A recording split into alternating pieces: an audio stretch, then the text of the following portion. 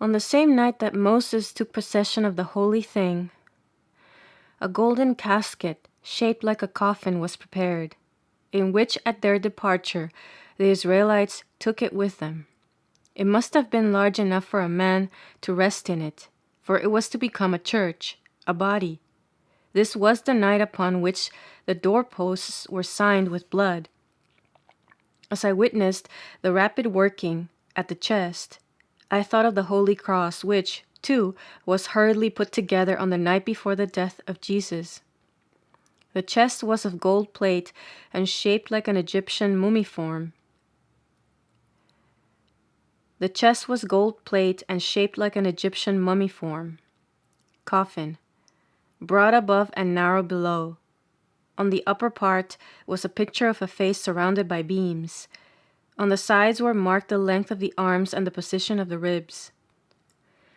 In the center of this coffin-like chest was placed a little golden casket wherein was contained the holy thing which Segola had taken out of the sepulchral vault. In the lower part of the chest were sacred vessels, among them the chalice and cups of the patriarchs, which Abraham had received from In the lower part of the chest were sacred vessels, among them the chalice and cups of the patriarchs, which Abraham had received from Melchizedek, and which, with the blessing, had been entailed upon the firstborn. This was the first form of the Ark of the Covenant, and these were its first contents. It had 2 covers, the lower one red, the upper one white. Only afterward, on Mount Sinai, was made the chest inlaid with gold inside and outside, and in it the golden mummiform coffin with the holy thing was placed. The coffin did not fill the chest. It reached only about halfway up the chest, and it was not so long, for at the head and foot there was still room for 2 small compartments in which were placed relics of Jacob's and Joseph's family, and later on the rod of Aaron.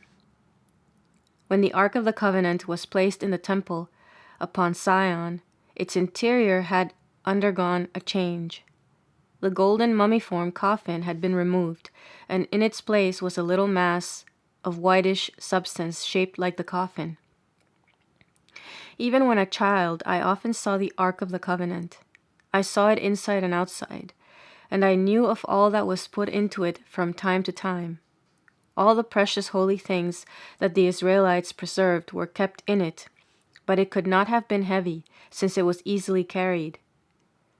The chest was longer than broad, its height being equal to its width. It had below a projecting ledge. The atop was wrought skillfully in gold for about half an ell in breadth. Flowers, scrolls, faces, suns, and stars, all in different colors. All was magnificent, although the ornamentation was not very much raised. The apex and leaves arose only a little above the top of the chest. At the corners below this border, at either end, were the 2 rings through which ran the bars for carrying it. The whole chest was of setim wood, covered with gold and beautifully inlaid with figures of different colors. In the middle of the ark was a small but unnoticeable door, by which the high priest, when alone in the most holy, could take out the holy thing for blessing or for prophesying. It opened in 2 parts, toward the interior right and left, and was large enough to admit of the high priest's reaching in easily. Where the bars for carrying it extended over these doors, they were slightly curved. When the doors were opened, the golden casket in which was preserved the holy thing in its precious coverings also opened like a book. Above the top of the ark arose the throne of grace.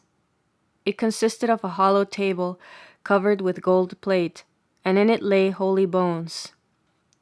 It was as large as the roof of the ark, but only deep enough to rise a little above it. It was fastened to the ark by 8 setim wood screws, 4 at either end. It did not rest exactly on the ark. There was space enough between them to afford a sight from side to side.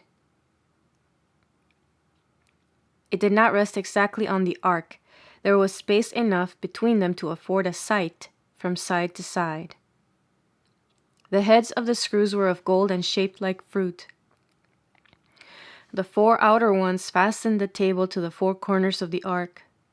The 4 inner ones ran into the interior. Each end of the throne of grace was concave, and in each cavity was securely fastened a golden cherub about the size of a boy. In the center of the throne was a round opening by which a tube ran through the roof of the ark. One could see it in the space between the roof and the hollow table. This basket-shaped opening was surrounded by a golden crown. 4 transverse pieces fastened the crown to the rod, which from the holy thing in the ark arose through the tube and the crown, and, like the petals of a flower, spread out into 7 points. The right hand of one of the cherubs and the left of the other clasped the rod, while their outspread wings, the right of the one and the left of the other, met behind it. The 2 other wings, only slightly expanded, did not meet, but left the side of the crown from the front of the ark free. Under these wings, the cherubs extended their arms with warning hands. 1 knee only of each cherub touched the ark. The other limb was in a hovering attitude. The cherubs turned their face a little to one side with a slightly agitated expression, as if they felt a holy awe before the radiant crown. They were clothed around the middle portions of the body only. On long journeys they were removed and carried separately. I saw on the petal-like points of the rod flames burning, which had been enkindled by the priests. The substance used for these lights was brown. I think it was a sacred resin. They kept it in boxes, but I have often seen great streams of light shooting up out of the crown, and similar streams descending from heaven into it. Also oblique currents breaking out of it in fine rays. These last signified the route by which the people should journey. On the lower end of the rod, inside the ark, were hooks from which hung the 2 tables of the law, and below them the holy thing. Below the latter, though not resting on the floor of the ark, was a ribbed vessel of gold containing manna. When I looked sideways into the ark, I could not see the altar, nor the holy thing.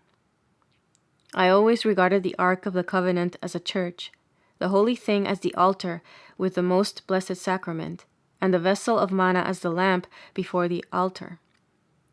When I entered a church in my childhood, I used to associate its different parts with the corresponding parts of the Ark of the Covenant. The mystery, the holy thing of the Ark, was to me what the Blessed Sacrament is to us, only not so full of grace, although it was something full of strength and reality.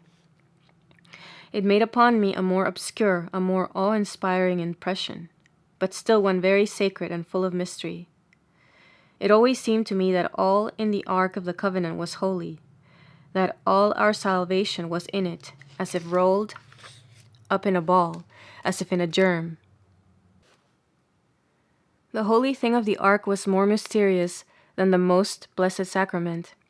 The former seemed to be the germ of the latter, the latter the fulfillment of the former. I cannot express it. The holy thing of the Ark was a mystery as hidden as is Jesus in the most holy sacrament to us. I felt that only a few of the high priests knew what it was, that only the pious among them knew it by divine enlightenment, and made use of it. To many it was unknown, and they profited not by it. Just as with us so many graces and wonders of the Church pass unheeded. They are lost as all salvation would be, were it founded on human will and intellect, instead of upon a rock. I could weep over the sad state, the blindness of the Jews. They once possessed all in the germ, but the fruit they would not recognize. First, they had the mystery, the holy thing. It was the pledge, the promise. Then came the law, and afterward the grace. When I saw the Lord teaching in Sichar, the people questioned him as to what had become of the holy thing of the Ark of the Covenant. He answered them that mankind had already received a great deal of it, that it was even then among them. The fact of their no longer possessing it as they once did was a proof that the Messiah was born. I saw the mystery, the holy thing, in a form, in a kind of veil, as a substance, as an essence, as strength. It was bread and wine, flesh and blood. It was the germ of the blessing before the fall. It was the sacramental presence of that holy propagation of man before he fell. It was preserved to man by religion. It was possible for it to be ever more and more realized in subsequent generations by a continuous purification through piety, which purification was perfected in Mary, thus rendering her fit to receive through the Holy Spirit the long-looked-for Messiah.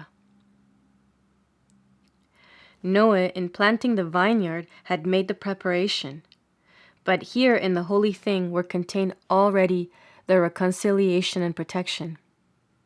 Abraham had received it in that blessing which I saw bestowed upon him as something tangible, as a substance. It was a mystery entrusted to one family, therefore the great prerogative of the firstborn. Before the departure from Egypt, Moses took possession of the holy thing. As before this it had been the religious mystery of one family, so now it became the mystery of the whole nation. It was placed in the Ark of the Covenant as the most holy sacrament, in the tabernacle, and in the ostensorium. When the children of Israel worshipped the golden calf and fell into gross errors, Moses doubted the power of the holy thing. For this he was punished by not being allowed to enter into the promised land. When the ark fell into the hands of the enemy, the holy thing, the bond of union among the Israelites, was removed by the high priest, and was always done when danger threatened. And yet was the ark still so sacred that the enemy, under the pressure of God's chastising anger, were forced to restore it. Few comprehended the holy thing or the influence it exerted. It often happened that one man by his sins could interrupt the stream of grace, could break the direct genealogical line that was to end in the Savior, or rather in that pure vessel that was to receive him from God. In this way, the redemption of the human race was long delayed. But penance could again restore continuity to that line. I do not know for certain whether this sacrament were in itself divine, whether it came forth simply and purely what it was, directly from God, or whether it owed its sacred character to a kind of priestly supernatural consecration. I think, however, that the first proposition is a true one, for I know for certain that priests often opposed its action and thus retarded redemption. But they were heavily punished for it, yes, oftentimes even with death itself. When the holy thing operated, when prayer was heard, it became bright and increased in size, shining through the cover with a reddish glow. The blessing proceeding from it increased and diminished at different times according to the purity and piety of mankind.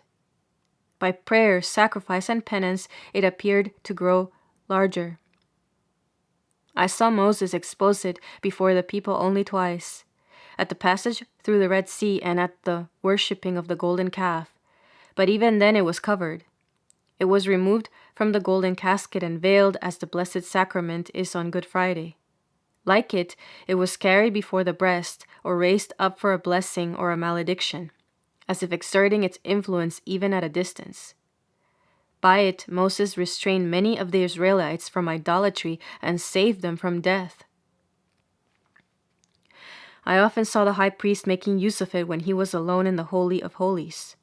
He turned it in a certain direction, as if to strengthen, to protect, to shield, sometimes to shower a blessing, to grant a petition, sometimes even to punish. He never touched it with uncovered hands. The holy thing was also plunged by him into water. This he did with a religious intention, and the water was given as a sacred drought. The holy thing was also plunged by him into water. This he did with a religious intention, and the water was given as a sacred draught. Deborah, the prophetess, Anna, the mother of Samuel in Silo, and Emerentia, the mother of Saint Anne, drank of this water. By this holy drink, Emerentia was prepared for the conception of Saint Anne. Saint Anne drank not of this water, since the blessing was in her. Joachim, through an angel, received the holy thing out of the Ark of the Covenant, and Mary was conceived under the golden gate of the temple. At her birth, she herself became the Ark of the holy thing, which then reached its destination, and the wooden ark in the temple was deprived of its presence. When Joachim and Anne met under the golden gate, they were surrounded by dazzling light, and the Blessed Virgin was conceived without original sin. A wonderful sound was heard. It was like a voice from God. Men cannot comprehend this mystery of Mary's sinless conception in Anne. Therefore is it hidden from them. The ancestors of Jesus received the germ of the blessing for the incarnation of God. But Jesus Christ himself is the sacrament of the new covenant, the fruit, the fulfillment of that blessing to unite men again to God. When Jeremias, at the time of the Babylonian captivity, hid the Ark of the Covenant and other precious objects on Mount Sinai, the mystery, the holy thing, was no longer in it. Only its coverings were buried by him with the ark. He knew, however, what it had contained and how holy it was. He wanted, therefore, to speak of it publicly and of the abomination of treating it irreverently. But Malachias restrained him and took charge of the holy thing himself. Through him it fell into the hands of the Essenians, and afterward was placed by a priest in the second Ark of the Covenant. Malachias was like Melchizedek, an angel, one sent by God. I saw him not as an ordinary man. Like Melchizedek, he had the appearance of a man, differing from him only inasmuch as was suited to his time. Shortly after Daniel's being led to Babylon, I saw Malachias as a boy of 7 years, wearing a reddish garment and wandering around with a staff in his hand. He seemed to have lost his way, and he took shelter with a pious couple at Sapha of the tribe of Zabulon. They thought him a lost child of one of the captive Israelites, and they kept him with them. He was very amiable and so extraordinarily patient and meek that everyone loved him. He could therefore teach and do what he pleased without molestation. He had much intercourse with Jeremias, whom he assisted with advice when in the greatest perils. It was through him also that Jeremias was freed from prison in Jerusalem. The ancient Ark of the Covenant, hidden by Jeremias on Mount Sinai, was never again discovered. The second one was not so beautiful as the first, and it did not contain so many precious things. Aaron's rod was in possession of the Essenians on Horeb, where also a part of the holy thing was preserved. The family that Moses appointed as the immediate protectors of the Ark of the Covenant existed till the time of Herod. All will come to light on the last day. Then will the mystery become clear, to the terror of all that have made a bad use of it.